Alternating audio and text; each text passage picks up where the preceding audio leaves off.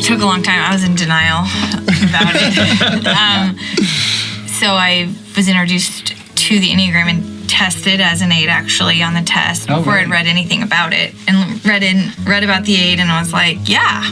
Like the day I took it, I was going through something pretty hard personally, and it was pretty raw, that like in the test even, and then I was like, yeah, that's right. And then the more I read about it and the more I interacted with people and told them I was that, and the response I got, I was like, oh, maybe I'm wrong. Like, and I would read all the other numbers. Go back to 7. Well, it was like, oh, well, 7 was a possibility, and so was 3, like a big possibility. Yeah. And so it was like.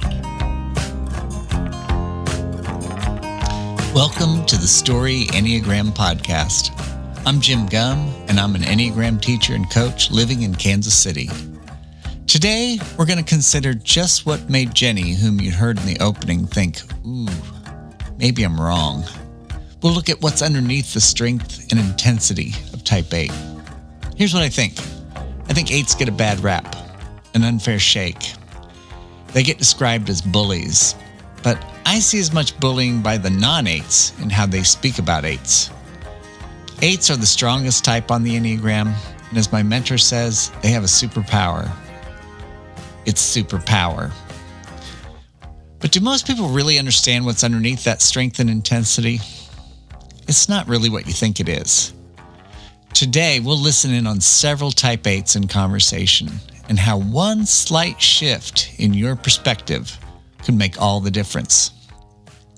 Listen in on how Bryan describes his experience. I'm lucky enough to have a family that was pretty aware of their types. And so through conversations, as we, recall memories of our life. And so you can read them and kind of test. And I never really took a pure test until I already really knew what it was, because I would just kind of read through and find one that I wanted to be a 7 for a long time, because that's way more fun. Yeah. But it was similar to your identification with approval versus control. It was realizing that I needed to be kind of out and in front and kind of be top dog in situations. So when I think about, going into a college class for the first time and instantly ranking myself amongst everyone else and kind of making sure that I was top, if not close to the top. But more so when I looked back on kind of adolescent memories, it was just time after time where I'd throw myself into situations that I either shouldn't have been in, a situation that I definitely ended up on the losing end, whether it was a fight or an argument or something I had to do, and just kind of this energy of going for things regardless of the outcome, regardless of harm befalling me, but just I believed in it or I didn't. Yeah. And here's Brandon. I've got a friend that is 3. He's one of my best friends, but we butt heads a little bit.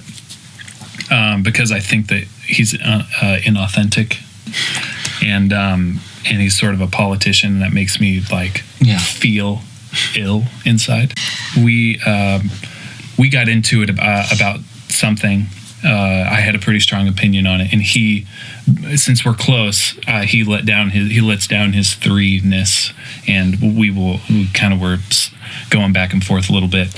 And one day he told me that I was exhausting to be around. It was super hard to hear, honestly. But I think because I know that about myself, because I can be. But it's hard to hear when someone you care about, tells you that. Bryan and Brandon speak about the theme of dominance. Bryan described it as enjoying being the top dog. 8s just feel more at ease when they're in control. Brandon, on the other hand, is reflecting on a downside of this. One of his closest friends let him know that he exhausts him. I know what I would prefer a friend to say. Maybe that I encourage them, or that I inspire them, not exhaust them. It's the passion of the 8. They live large, and they typically show up in a big way. I like the phrase, in it to win it. I love watching someone who's giving it their all, feel their passion and their drive. And for the 8, there's really only one way to play, and that's to go all out. Or, in poker terminology, they're all in, and they're almost always all in. Bryan goes on. the lust part, lusting for life. Sure. And kind of, you talked about music and movies and all of that, and I feel like you never get to just watch anything. I can't just watch a soccer game. Oh, you know? It's like, these are the good guys and those are the bad guys. Yeah. Right?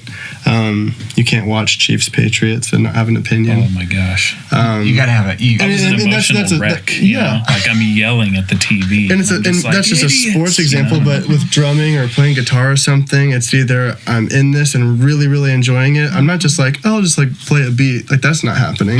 So I'm really trying to live and do something and experience it.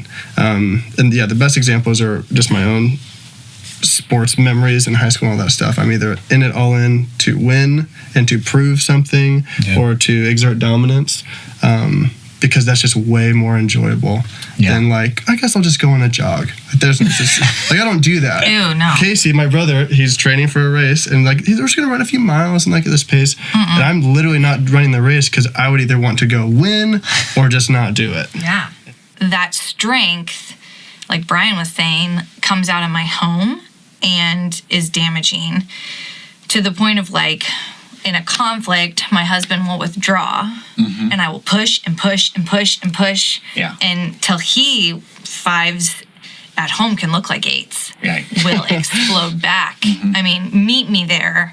And then that vulnerable little 8 girl is like super hurt. And I'm like the victim all of a sudden, but I'm the one that's caused the like blow up. Like, it's really intense. And so like that language for us has been helpful. Like, even studying together for me to realize, like, I push and push and push and push and push and push because I know, like, I just want that interaction. Like, I want you to come and fight this out with me. Like, I don't even need to win it. I just need the like intensity of it. And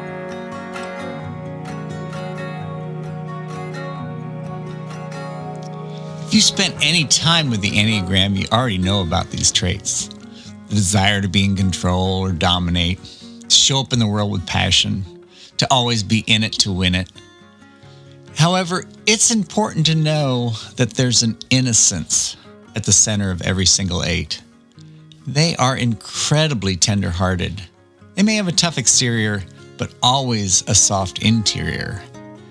In all the years I've taught with 8s, I think the best way to understand them is to think of them like they were 4 years old. I do not mean this as an insult, and I do not think of them as childish. We can all be childish.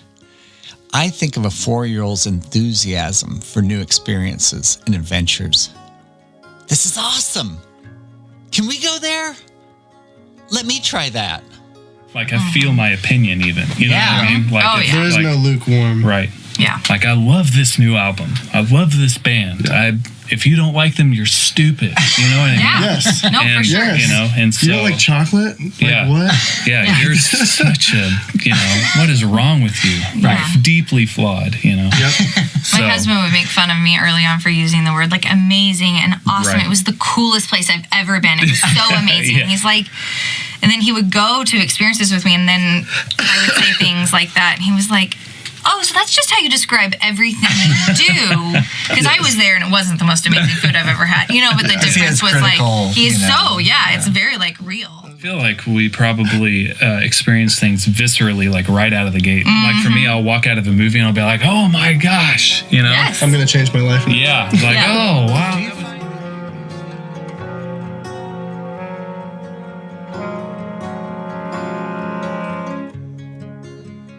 Yeah, totally. Everything is experiential, I think, in a way. They're looking for some sort of, even playing guitar. I love to play music. There's like just something whenever you play and it's all just kind of happens and you're just like, get this feeling in your body, and it's just like you levitate,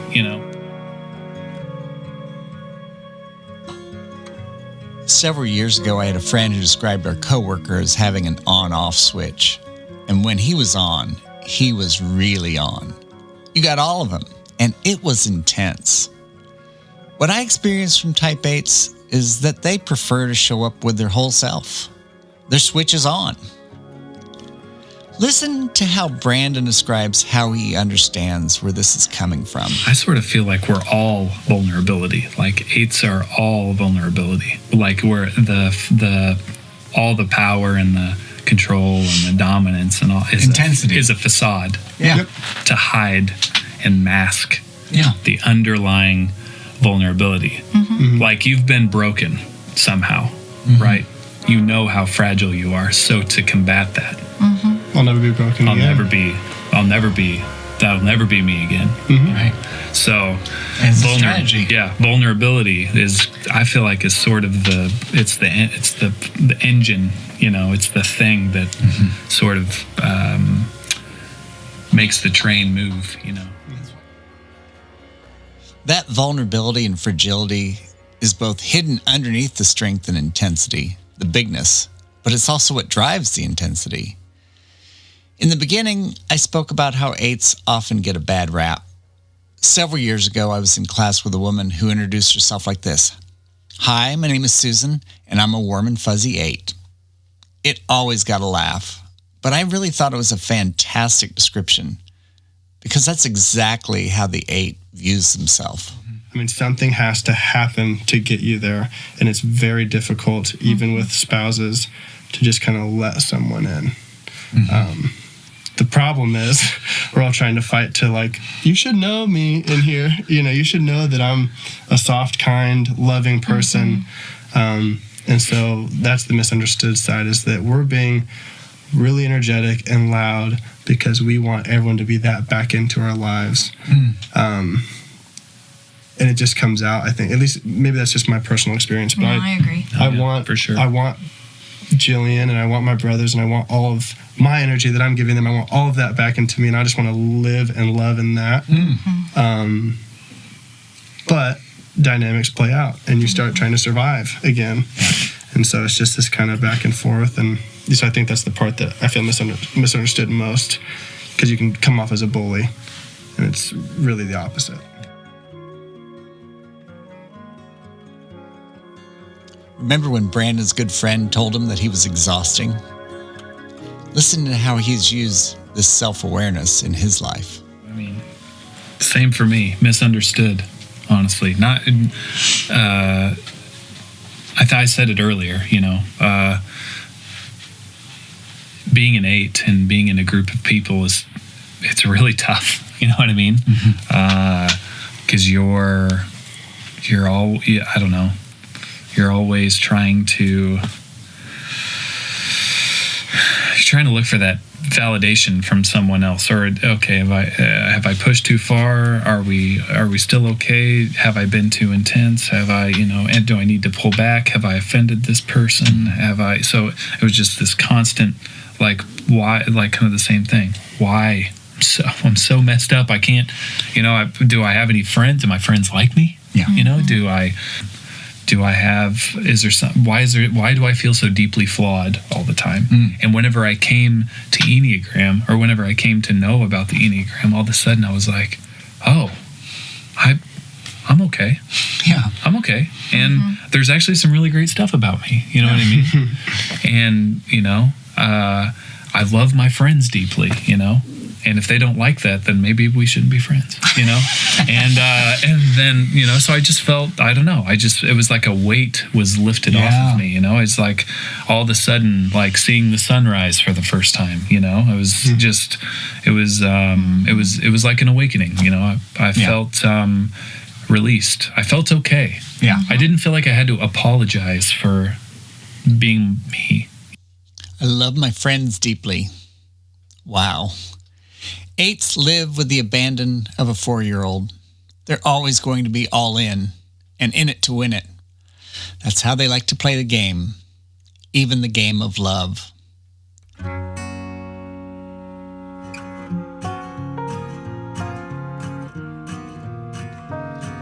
Thanks for listening to the Story Enneagram podcast today.